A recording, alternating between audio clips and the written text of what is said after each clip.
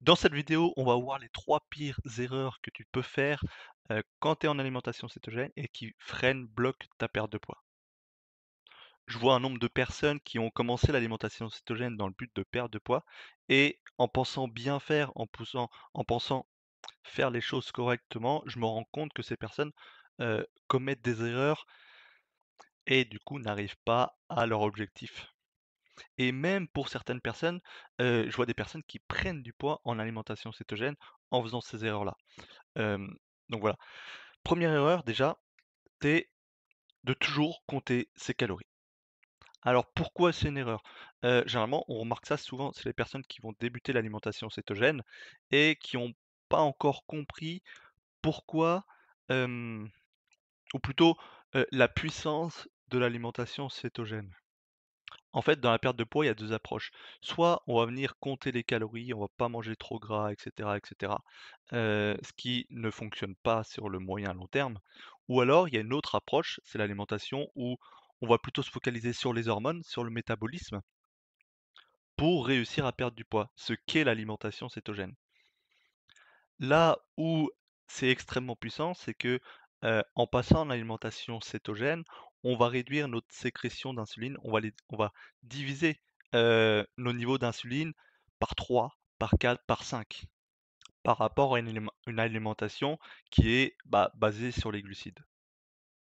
Et c'est justement grâce, à cette réduction d'insuline qu'on va réussir à passer en mode brûleur de gras et du coup réussir à être plutôt dans un mode déstockage. Faut bien comprendre que l'alimentation cétogène, en fait, on oublie cette histoire de calories, on fait c'est un contexte alimentaire, une alimentation, un régime, qui vous permet en fait de se fier à ces vraies sensations de faim, de satiété.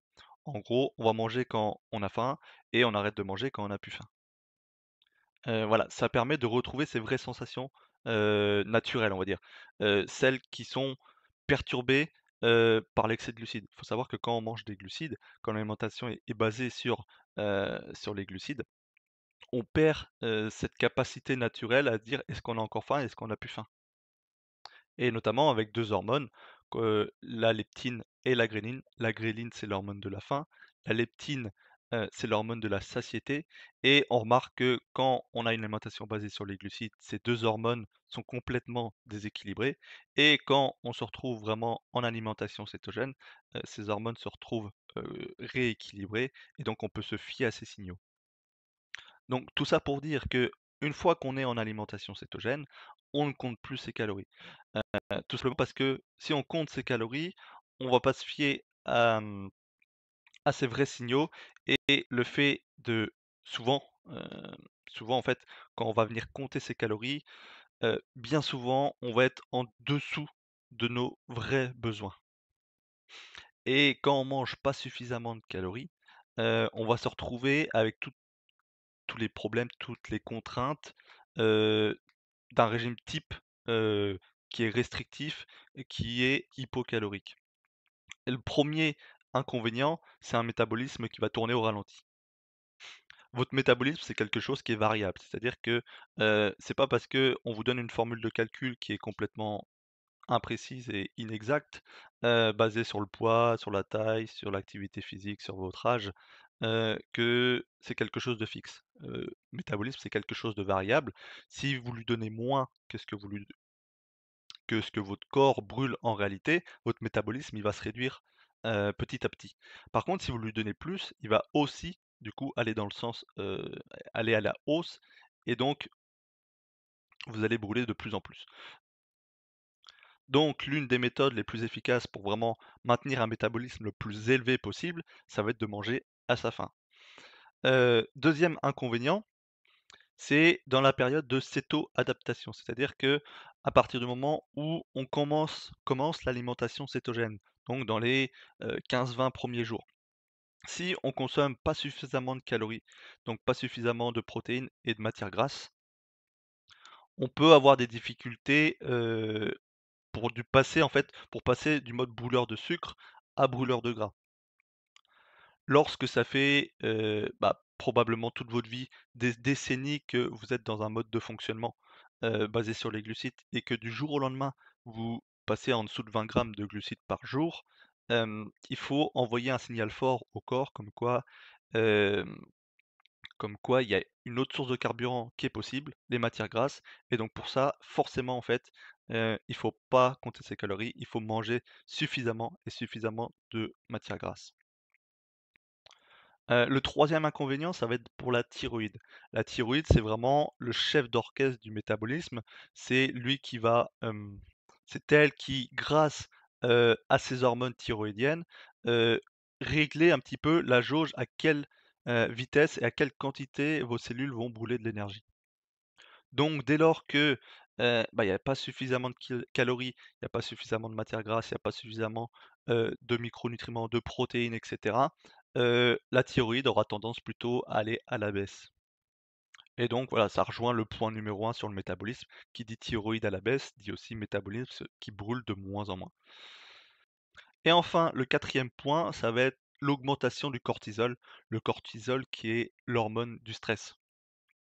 Faut savoir que votre corps, en fait, lorsque vous apportez pas suffisamment de calories, c'est-à-dire que vous êtes en déficit calorique, c'est valable en cétogène, tout comme en alimentation classique, tout comme les régimes classiques. Lorsque vous apportez pas suffisamment d'énergie à votre corps, lui, il vit ça comme un stress. Et en fait, c'est pas comme si vous allez juste vous sentir plus stressé. D'ailleurs, c'est pour ça que toutes les personnes qui vont faire un régime, au bout d'un moment, hein, je parle d'un régime hypocalorique, classique basé sur les glucides et cetera.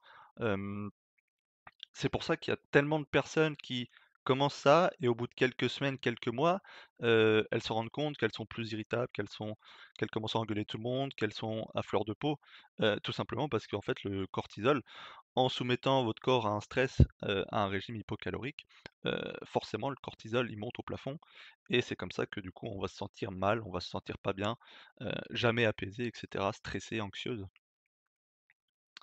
Et du coup, c'est aussi valable, en alimentation cétogène. Et en plus de ça, le cortisol qui a un impact aussi directement, sur d'autres choses et notamment c'est une hormone qui est hyperglycémiante. C'est-à-dire quoi? Ça veut dire ça va être une hormone qui va faire monter vos taux de sucre dans le sang. Alors même que, bah, vous êtes en alimentation cétogène, donc que vous mangez très peu de sucre, votre niveau de sucre dans le sang va augmenter et donc forcément ça va aussi augmenter l'insuline. Donc dans le but de d'une perte de poids, forcément ça va avoir un impact négatif et on va en reparler plus tard dans la vidéo. Voilà, donc si jamais, voilà, vous pensez que vous êtes quelqu'un de stressé et cetera, j'ai créé un guide gratuit avec les 13 meilleures techniques, naturelles du coup, sans complément, pour faire rapidement baisser son niveau de cortisol, son niveau de stress. Même si vous pensez que, c'est pas de votre ressort, que, c'est le boulot, c'est et cetera. On peut quand même faire des choses naturellement pour agir dessus. Donc il y a le lien dans la description de la vidéo, il y a juste à rentrer son mail et je vous envoie tout ça. Passons à la deuxième erreur. La deuxième erreur, ça va être d'ajouter, trop de matières grasses. Voilà, il y a 1000 et une façons d'organiser son alimentation cétogène et il y a beaucoup de personnes, qui vont conseiller de rajouter des matières grasses, de rajouter du beurre, de rajouter de la crème, de rajouter, de l'huile de coco dans le café, de rajouter plein de matières grasses comme ça dans son alimentation, jusqu'à 50, 100, 150 grammes, voire même 200 grammes par jour. Et bah, forcément, en fait, ça aura des impacts, et notamment sur la balance. Je vois une quantité de personnes, qui mangent trop gras et qui arrivent pas à perdre du poids, qui rajoutent 100-200 grammes de beurre par jour. C'est juste, pour moi, c'est juste pas naturel, en fait. C'est pas ce qu'on va trouver naturellement dans la nature. Hem, faut comprendre que, votre corps, en fait, à partir du moment où il est en cétose, hem les lipides, c'est vraiment le levier pour perdre du poids. C'est-à-dire qu'il en faut quand même un minimum, bah, pour apporter de l'énergie parce que c'est la source de carburant. Hem, il en faut un minimum parce que, bah, le but c'est quand même, bah, d'avoir de l'énergie, de pas réduire son métabolisme, pas tomber, dans un régime hypocalorique. Mais il en faut pas non plus une tonne au risque du coup, bah, qu'au bout d'un moment on le stocke quand même. Donc faut trouver juste le juste milieu entre, bah, manger à sa faim évidemment, ça c'est toujours valable, mais pas trop en rajouter pour vraiment, hem, bah, réussir à perdre du poids. Votre corps lui ne sait plus faire la différence entre le gras que vous avez porté via l'alimentation et le gras que, bah, vous avez en réserve. Donc dès lors que, il vient à manquer un tout petit peu de gras dans l'alimentation, tout de suite, en fait, ça va être puisé dans vos stocks. Faut juste trouver un petit peu son juste équilibre et là, je peux pas donner, de chiffres classiques, parce que quelqu'un qui brûle 3000 kilocalories par jour ou quelqu'un qui en brûle 1600 à force de régime, forcément, en fait, au début, ça va être à ajuster et même au cours des mois, ça va être à ajuster également. Voilà, je vais aussi donner des conseils sur les meilleures sources, de matières grasses, à manger. Parce que je vois beaucoup de personnes qui se focalisent pas forcément sur les bonnes sources de matières grasses. Pour moi, en fait, ça va être le gras qui est naturellement présent dans les produits animaux. Ça, pour moi, c'est l'alimentation, on va dire ancestrale, on va dire celle avec laquelle on a évolué, la plupart du temps depuis, 2,5 millions d'années. C'est celle où en fait on va manger, l'animal dans son entièreté, donc le gras qui va avec. Donc, que ça soit des viandes grasses, et en fait, bien généralement, quand on se focalise généralement sur des morceaux qui sont plus gras, on va pas manger évidemment que du filet, ou des blancs de poulet. L'idée c'est de prendre, voilà, le gras qui va avec, des coupes grasses et généralement, on se retrouve avec un bon ratio entre les protéines et les lipides et en fait ça suffit pour manger à sa faim et pour avoir un bon ratio. Hem, je vois beaucoup de personnes, voilà, qui se focalisent beaucoup sur les huiles, enfin sur les matières grasses végétales, hop, et en fait, bon, j'en distingue 2, les matières grasses végétales de type oléagineux, tout ce qui est noix et cetera, noix, amandes et cetera. Les avocats par exemple, voilà, ça peut faire partie d'une alimentation cétogène, mais faut pas que ça soit la base, la principale source, de gras de votre alimentation. Parce que ce sont des types de graisses, insaturées et les études montrent clairement que, ce que notre corps a besoin, ce que notre corps préfère et de très loin, notamment pour toutes les pathologies inflammatoires en plus, pour perdre du poids et cetera, c'est clairement la graisse qui est plutôt saturée, donc issue des animaux. Et en plus de ça, heu,